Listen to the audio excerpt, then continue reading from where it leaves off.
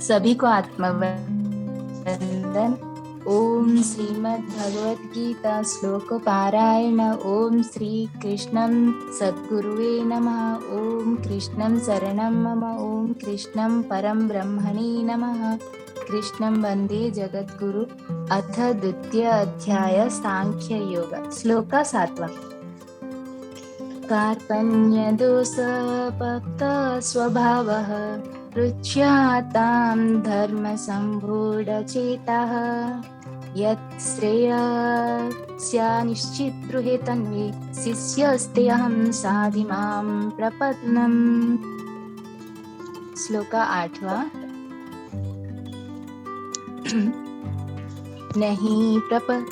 नहीं प्रपश्यामि ममापनुद्यात् यस्य कौमुष्य सनमिन्द्रियाणाम् अवाप्य भूमात् सपत्नवृद्धिं राज्यं सुरणा अपि चाधिपत्यम्। श्री कृष्णार्पण। आपको जिनको भी पढ़ना है पढ़ लीजिए प्लीज, फिर हम श्लोक का डिस्कशन करेंगे।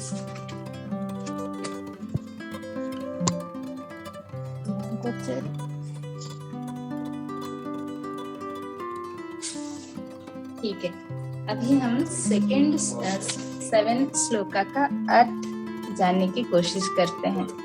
कार्पण्यदोषपक्त स्वभावः रुच्यातां धर्मसम्मूढचेताः यत् श्रेयस्यानिश्चितं ब्रूहि तन्वे शिष्यस्तेऽहं साधिमां त्वां प्रपन्नम्। ये श्लोक क्या कह रहा है? इस श्लोक में अर्जुन कह रहे हैं कि कार्पण्य दोषा का अर्थ है, कार्पण्य अर्थ कापुरुषता। कह रहे हैं कि कापुरुषता की वजह से मेरे मन में जो मोह आ गया है, इसके लिए मेरा बुद्धि काम नहीं कर रहा है, दोष युक्त हो गया। इसीलिए मैं अपने लिए क्या सही धर्म है ये निश्चय नहीं कर पा रहा हूं, और मैं खुद को आपके शरणागत कर रहा हूं। आप मेरे शिष्य हो और मेरे लिए जो श्रेयस्कर है, यत् श्रेयः साम निश्चितं ब्रूहे तन्वे शिष्यस्ते अहं साधिमां त्वां प्रपन्न।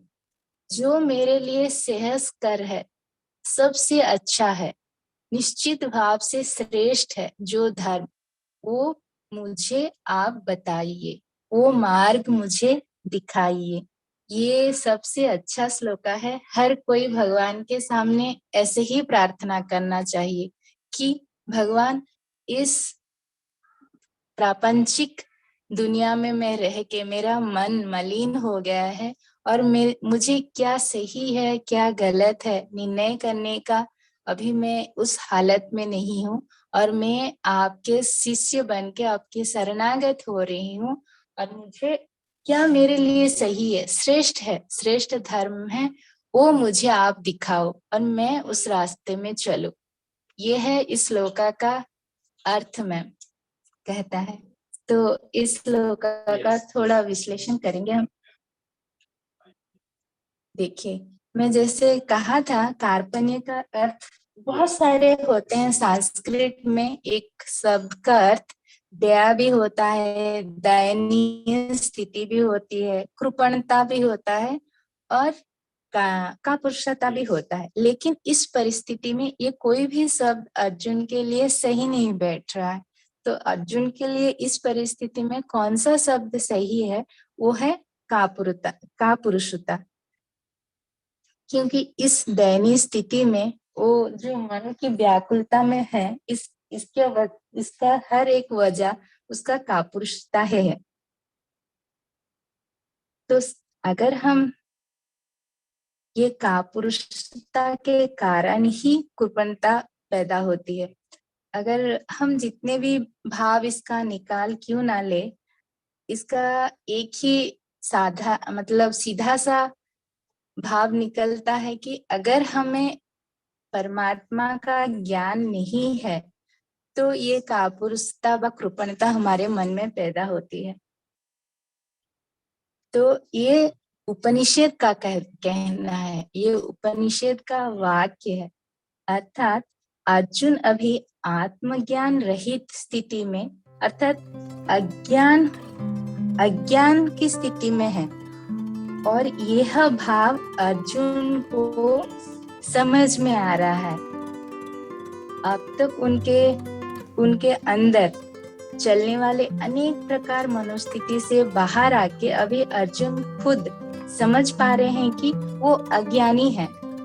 अभी तक मनुष्य का साधारण धर्म क्या है, अधर्म क्या है, कृष्ण परमात्मा को कितने सारे श्लोका में वो बोध किए हैं, और कृष्ण परमात्मा उन सब अर्जुन के सभी तर्क को मौन होके सुने हैं। तो कृष्ण परमात्मा को वो मौन को देखकर अर्जुन को ये आत्मबोध हो गया है कि वो कहीं पर ना कहीं गलत है,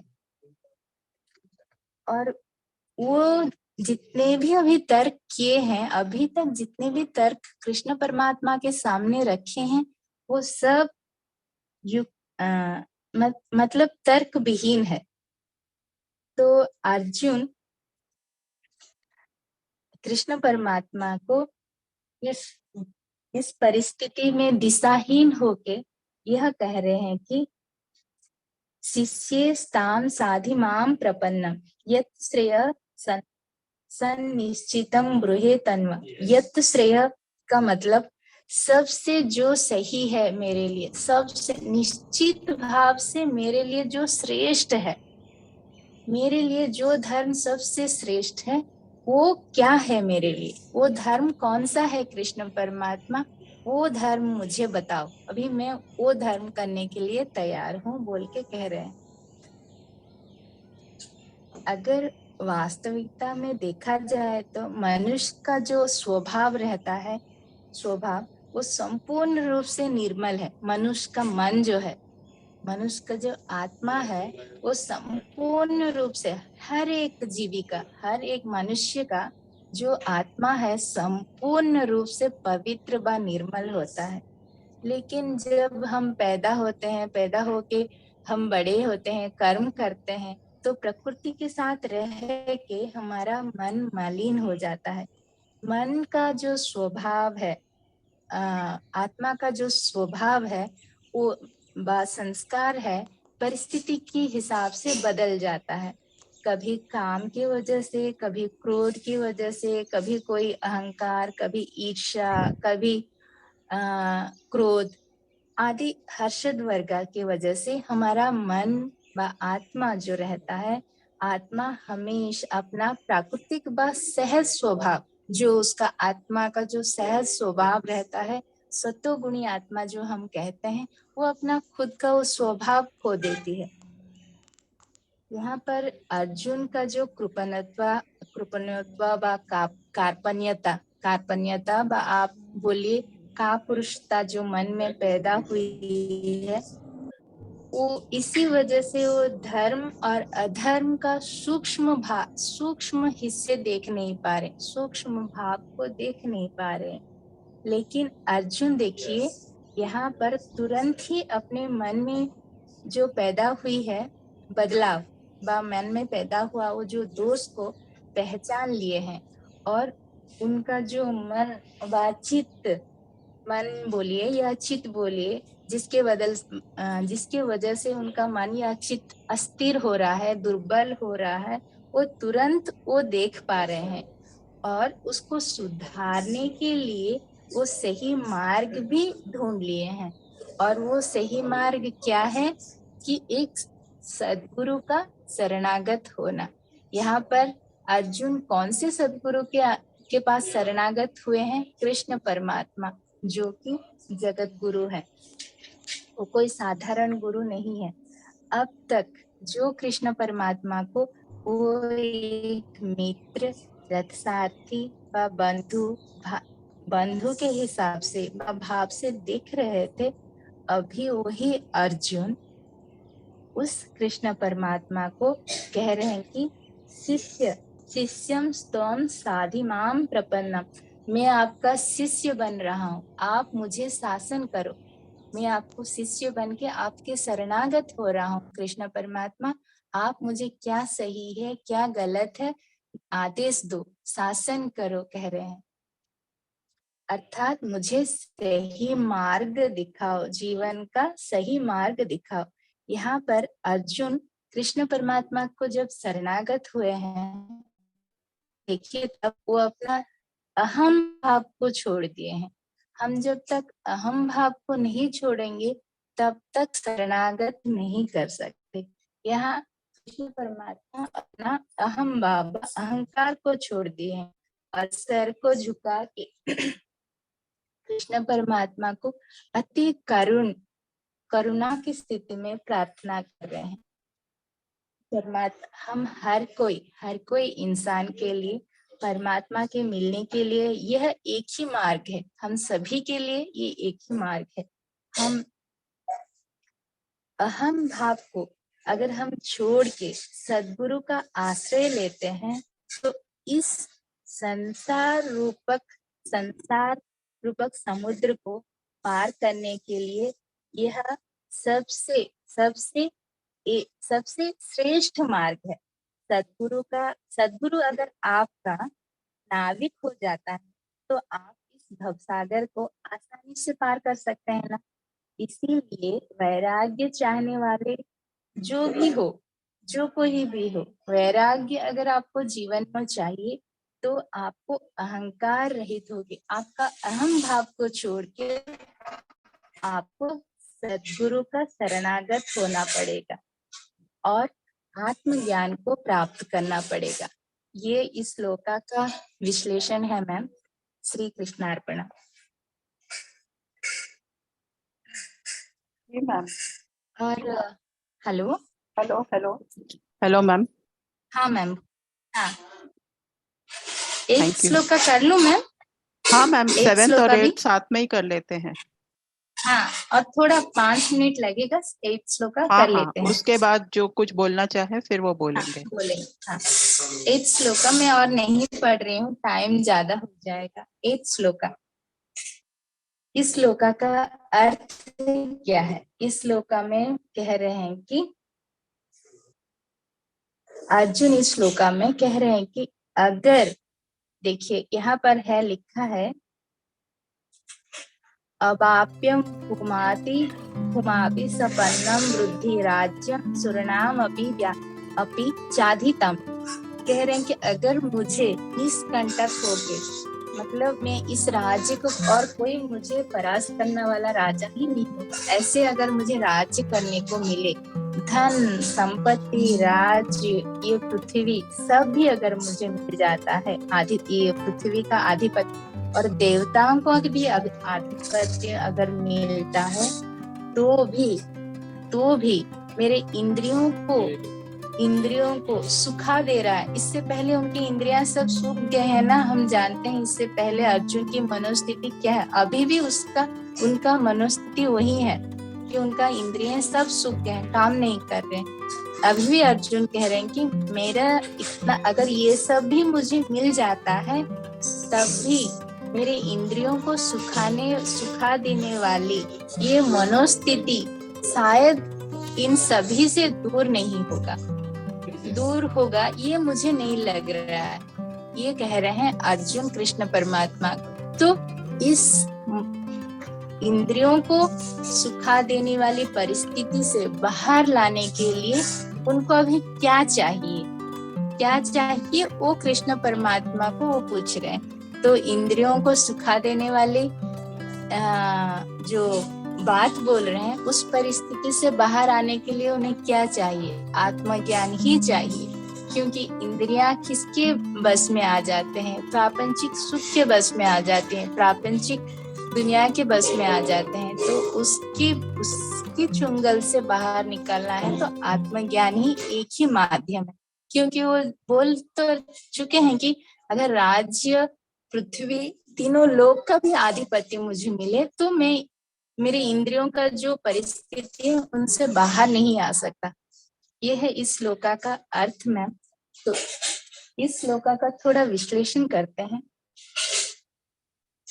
देखिए, हम सबके जीवन में हम सब अनुभव किए हैं ये सत्य को कि बाह्य दुनिया की जितनी भी धन संपत्ति, राज्य, अधिकार क्यों ना मिल जाए, लेकिन ये क्या मन की शांति दे सकती है? नहीं।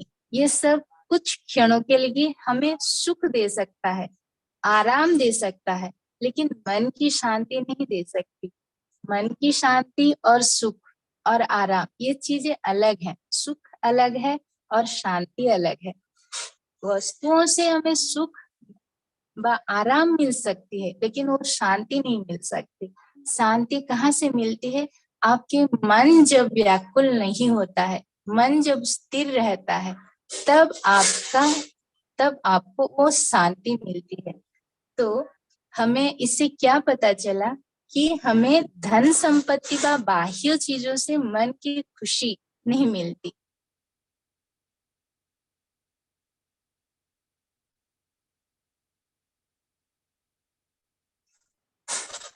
एक कहावत है, आप सुने होंगे सब कोई कि जितना पेड़ होता है उतना ही हवा रहता है। मतलब हर एक इंसान के जीवन में हम सोचते हैं कि बहुत जो धनी होते हैं या बहुत बड़े लोग होते हैं, हम सोचते हैं कि अरे इनके पास तो बहुत ज्यादा पैसा है, इनके पास कोई प्रॉब्लम नहीं हुआ, कितना आराम से रहते होंगे।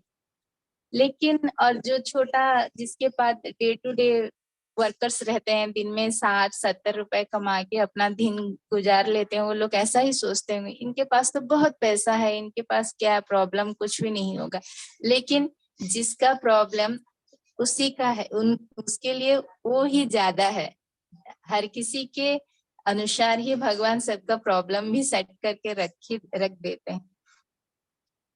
तो इस दुनिया में अगर हम आए हैं, हर एक इंसान इस दुनिया में क्यों आए, इस पृथ्वी नामक पाठशाला में हम सब क्यों आए हैं? हम सब अपने कर्म को भोगने के लिए आए हैं।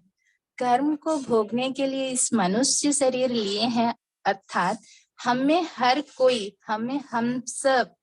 हम सब कुछ पाप और कुछ पुण्य काम ही किए हैं। ये मनुष्य शरीर है जिससे कि आप अपना पाप या पुण्य को घटा सकते हैं। हम आदि शंकराचार्य का जब वीडियो भी मैंने कहा था आपको, तभी भी मैंने बोला था कि हम पाप करें या पुण्य, दोनों का फल भोगने के लिए हमको एक शरीर चाहिए, वह एक उपाधि चाहिए। तो वो उपाधि है मनुष्य शरीर का। तो हर कोई जो पाप या पुण्य काम करता है, उसका वो भोगने के लिए ये पृथ्वी में मनुष्य शरीर लेके आता है। ये तो स्वाभाविक है। हाँ, देखिए, मनुष्य का अगर हर एक मनुष्य का दुख और सुख तो लगा रहता है। मनुष्य रूप से पैदा हुए वाले पंच पांडव जो देवता के अंश से पैदा हुए, पंच पांडव तो हम जानते हैं कि देवताओं के अंश से ही पैदा हुए हैं, लेकिन क्या उनको दुख क्या कम झेलने पड़े थे? वो तो 12 साल वनवास गए, 1 साल अज्ञातवास, उनका बचपन से युद्ध करने तक हर पल दुख से ही गुजरा है, लेकिन वो तो देवता के अंश है। इसका अर्थ क्या है? मानव शरीर में जो कोई भी है, उसको वो दुख और सुख दोनों भोगना ही है।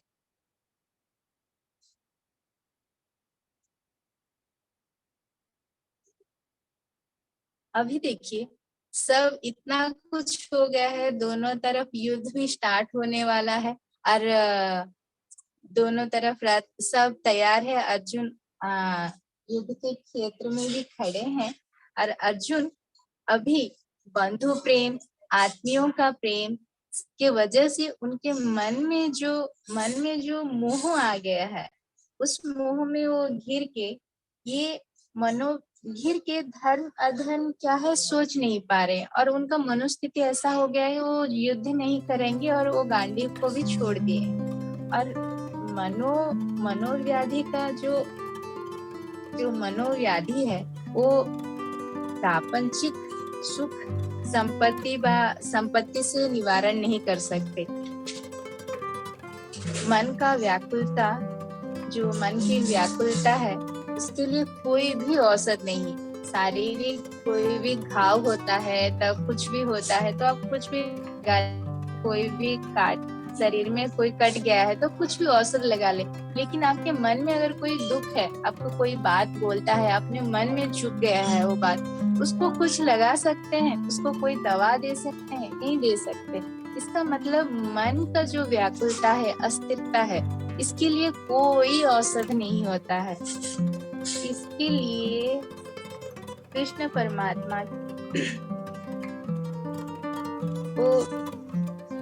कृष्ण परमात्मा को ये कह रहे हैं अर्जुन, इसलिए कह रहे हैं कि अगर उन्हें भूलोक, ये पृथ्वी लोक, स्वर्ग, तीनों लोक का आधिपत्य भी अगर दे देते हैं, उनका जो मन का दुख है, मन में जितना उनका भी शोक है, वो शायद दूर नहीं हो सकता। तो मन का ये जो व्याकुलता है, कि इसका औषध क्या है? इसका औषध केवल आत्मज्ञान ही है। अगर आत्मज्ञान होता है, आप ये मन की दुख व मन की व्याकुलता से बाहर आ सकते हैं। और जिसको वो आत्मज्ञान हो जाता है, वो कभी उसका मन व्याकुल नहीं होता है। देखिए, हम जब भी कोई गुरु या कोई वैद्य और भगवान, इन तीनों के पास कभी कुछ भी हमें छुपाना नहीं है। हमारी मन की स्थिति व शारीरिक स्थिति, वैद्य के पास गए हैं तो आपकी शारीरिक स्थिति को आपको कहना है, भगवान के पास मन की स्थिति को कहना है, गुरु के पास आपके अज्ञानता का स्थिति को कहना है। ये अगर आप छुपा देते हैं तो आप कभी ज्ञान प्राप्त नहीं कर पाएंगे। इसीलिए इन तीनों के पास हमें हमारा सच ही कहना है। फिर अर्जुन भी वही काम किए हैं। गुरु के पास, जो सद्गुरु हैं कृष्ण परमात्मा, उनके पास अपनी मन की स्थिति जैसी थी, जैसी हर पल बदल रही थी, उस एक एक पल जैसा बदल रहा है उनका मन, उस हर एक पल की वो स्थिति को कृष्ण परमात्मा को कहते जा रहे हैं, बिना सोचे कि कृष्ण परमात्मा क्या कहेंगे, लेकिन वो ये कह रहे हैं कि नहीं, मेरी मन की स्थिति अभी ऐसा है, वो पूरा कहते जा रहे हैं। हमें भी हमेशा जिंदगी में इन तीनों के पास हमने सच ही कहना है। भगवान के पास तो मन को निर्मल मन से ही प्रार्थना करना है, तभी हमें हमेशा एक सही मार्ग मिलेगा। अगर हमारे मन में एक बात है, भगवान के पास एक बात रखते हैं, तो हम कभी सही मार्ग पे नहीं चल पाएंगे, क्योंकि हम वहां पर खुद को ही झूठ बोल रहे हैं। हमारे मन, इसका अर्थात क्या है? मन में तो हमारा भगवान ही बसे हैं ना। आप तो आपके मन से खुद से ही झूठ बोल रहे हैं, तो आपको सही मार्ग कैसे दिखेगा? इसीलिए वो कृष्ण परमात्मा को कह रहे हैं कि मुझे सही मार्ग दिखाओ, जिससे कि मेरे जो इंद्रियों का जो सूक्ष्म स्थिति है, स्थिति से मैं बाहर आ जाऊं। ये स्थिति तो मुझे राज्य तीनों लोग धन संपत्ति से भी नहीं मिलेगा। इसका निवारण क्या है, उसकी मार्ग मुझे दिखाइए, कह रहे हैं अर्जुन कृष्ण परमात्मा को। ये है इसका विश्लेषण मैम। श्री कृष्ण अर्पण। धन्यवाद सभी। आज मुझे जब मैं श्लोक पढ़ती हूँ तो मुझे पता ही नहीं चलता है कि उसका इतना गहरा मीनिंग हो सकता है, और आप कहाँ कहाँ से कहावत और जो कहानियां हैं वो लाकर, आज खासकर ये जो दूसरा, जो सेकंड 8वां श्लोक है, उसमें जो ये आपने बात कही कि हम गुरु के सामने अपनी अज्ञानता और डॉक्टर के सामने अपनी शारीरिक बीमारी और मतलब, और जो हमारा टीचर है उसके सामने अपनी इमोशनल, मतलब भगवान के सामने अपनी इमोशनल पीड़ा को पूरी तरह से बताना चाहिए। ये वाली बात मतलब मेरे दिल को अंदर चली गई। ऐसे तो हर बात ही आपने बहुत अच्छी कही है, और पिछले वाला जो 7वां श्लोक था उसमें मुझे ये समझ में आया कि जब हम कुछ भी मतलब सूझता नहीं है तब हम भगवान के पास चले जाते हैं, भाई अब मैं क्या करूं। तो ये मुझे मतलब भाव समझ में आया, और यही करना चाहिए। ऐसे नहीं कि मतलब कहीं मार्ग दिखे तो कोई भी अगर हमें कोई फिजिकल गुरु नहीं मिल रहा है तो जो हमारे इनविजिबल गुरु हैं उनके पास हम पूरी तरह अपना बात कहें। तो मुझे ऐसे लगा। और कोई कुछ कहना चाहेंगे तो please ma'am, please. Thank you.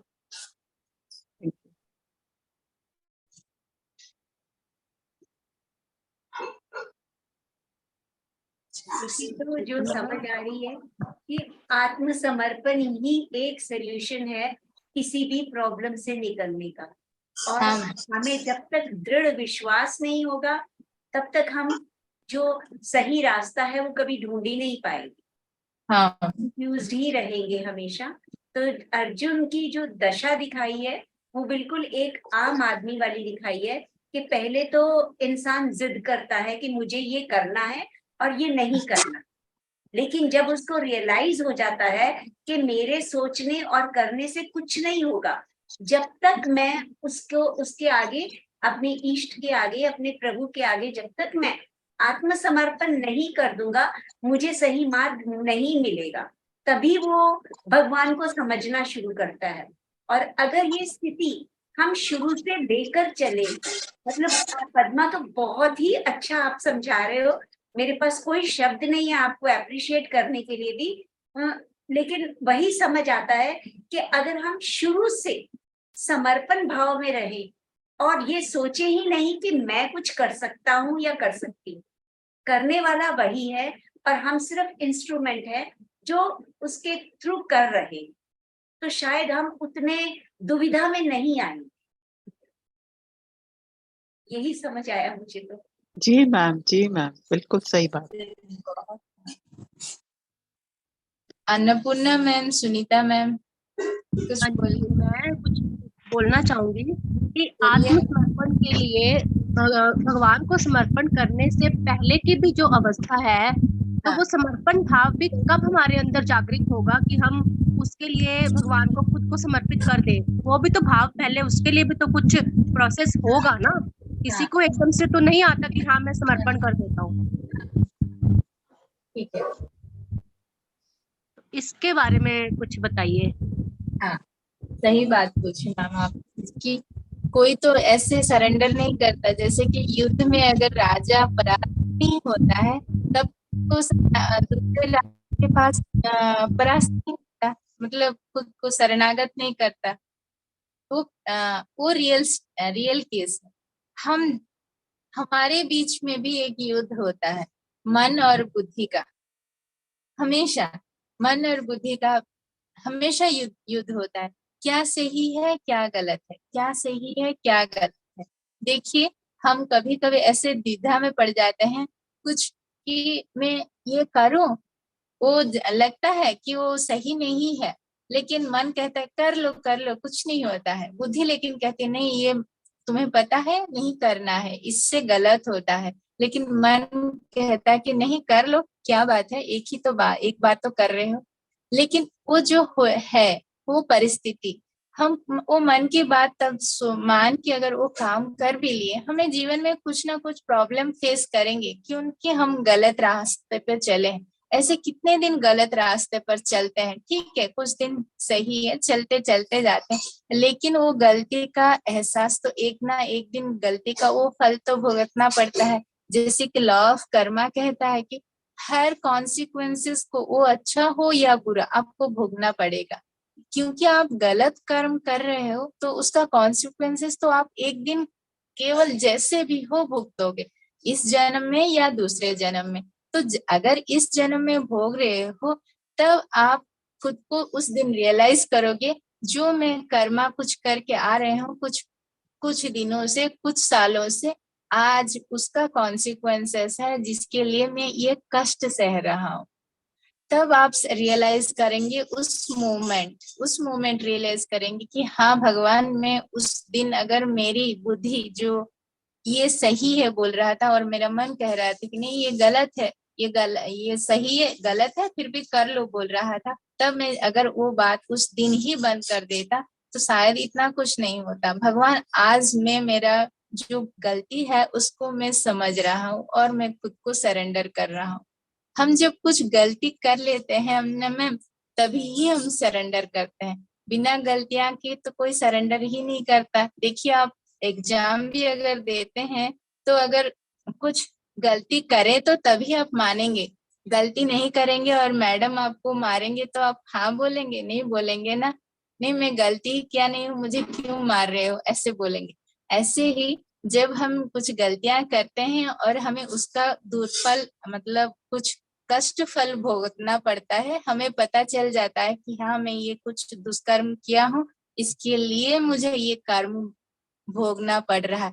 उस परिस्थिति में हम खुद को सरेंडर कर देते हैं उस भगवान के पास, या आपके आत्मा में सरेंडर कर, खुद के पास खुद सरेंडर करते हो, शरणागत होते हो।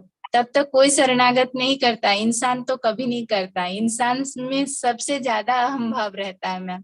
प्रकृति में जितने भी जीव हैं, मतलब हर में भी चित है, मतलब जो 4 साम्राज्य हैं, हर चीज भगवान है, हर चीज में स्थिति अलग अलग है, लेकिन इंसान में ज्यादा है। इंसान में वो अहम भाव भी ज्यादा है, इंसान सबसे ज्यादा अहम में रहता है, इसीलिए तो वो बहुत कम भगवान को शरणागत करता है। अगर हर कोई शरणागत करते तो हर कोई साधु और वैरागी ही प्राप्त कर लेते। जो समझता है वही शरणागत करता है, वो समझने के लिए वो आत्मज्ञान चाहिए, नहीं तो हमेशा वो भगवान को और परिस्थितियों को ही दोषी ठहराएगा। लेकिन वो परिस्थितियां वो खुद क्रिएट किया है, खुद बनाया है, खुद की कर्मा से, वो कभी भी स्वीकार नहीं करता जब तक उसको वो आत्मज्ञान नहीं होता है। ये है मैम। वो आप बोले जो शरणागत कब करेगा। इसमें मैं एक बात कहूँ कि जैसे सुनीता मैम ने पूछा है कि हमें मतलब वो मार्ग भी तो दिखना चाहिए ना, जहाँ हम ये रियलाइज करें कि हमें समर्पण आना चाहिए। तो मैं ये कहना चाहती हूँ कि जैसे इसीलिए कहते हैं ना कि आत्मा को भी 7 अवस्थाएं पूरी करनी है। हम शुरू में आत्मसमर्पण में नहीं आ सकते जब तक हमारी शिशु आत्मा है, बेबी सोल है, यंग है, तो इसके भी हमें स्टेजेस क्रॉस करने पड़ते हैं। लेकिन मैं समझती हूँ जब भी रियलाइजेशन हो जाए तो उसके बाद हमें अटकना नहीं चाहिए, उसके बाद हमें आत्मसमर्पण में जीना चाहिए।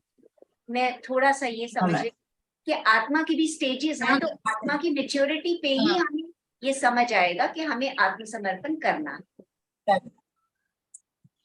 तो मैम कई बार ऐसा होता है कि एक इंसान है जो कई बार तो बहुत अच्छी मतलब जो सोल की जो जर्नी है, मतलब वो कई बार ओल्ड सोल की तरह बात करता है, कई बार बहुत अच्छी हाई लेवल की बात करता है, लेकिन जब सरेंडर की बात आती है तो वो एकदम बेबी सोल की जैसे बात करने लग जाता है। तो उस समय क्या करे कि उसको सरेंडर का वो भाव, वो ज्ञान उसको देने की कोशिश करे, या अलग अलग हम किसी को नहीं समझा सकते, हमें खुद को ही समझना है। कोई अपनी जर्नी कैसे कर रहा है वो अपनी प्लानिंग के हिसाब से आया है, हमने अपनी जर्नी को कैसे करना है हमें सिर्फ वही सोचना है। और लेकिन मैम आप अपना बताना, मैं तो ऐसे ही बोल पड़ती हूँ। हाँ, वो सही बात है, वो सही बात है। क्योंकि जैसे मैम बोले कि हम जितने भी इंसान हैं मैम, हर इंसान एक सोल ही है। पहले तो वो फिजिकल बॉडी को अलग कर दीजिए, everyone is a soul on its own journey with its own karmic account, karmic baggage। एक सोल का एक कार्मिक अकाउंट है और एक कार्मिक बैगेज है। वो कार्मिक अकाउंट और कार्मिक बैगेज के हिसाब से हर कोई हर एक मूवमेंट मूव करता है लाइफ में, अच्छा हो या बुरा।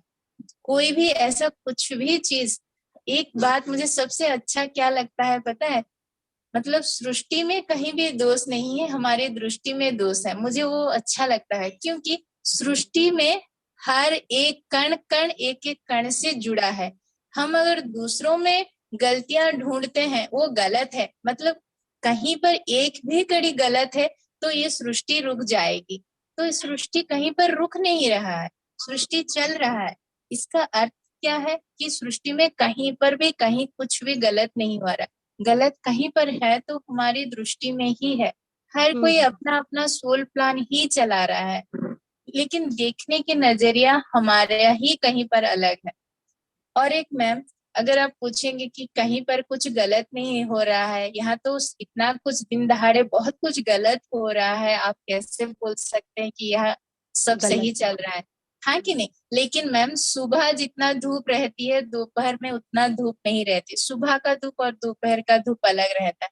अगर मैं सतयुग में जितना सत्य है कलयुग में उतना ही सत्य हो तो ये हो ही नहीं सकता। और ये घोर कलयुग चल रहा है, कलयुग से भी अधिक।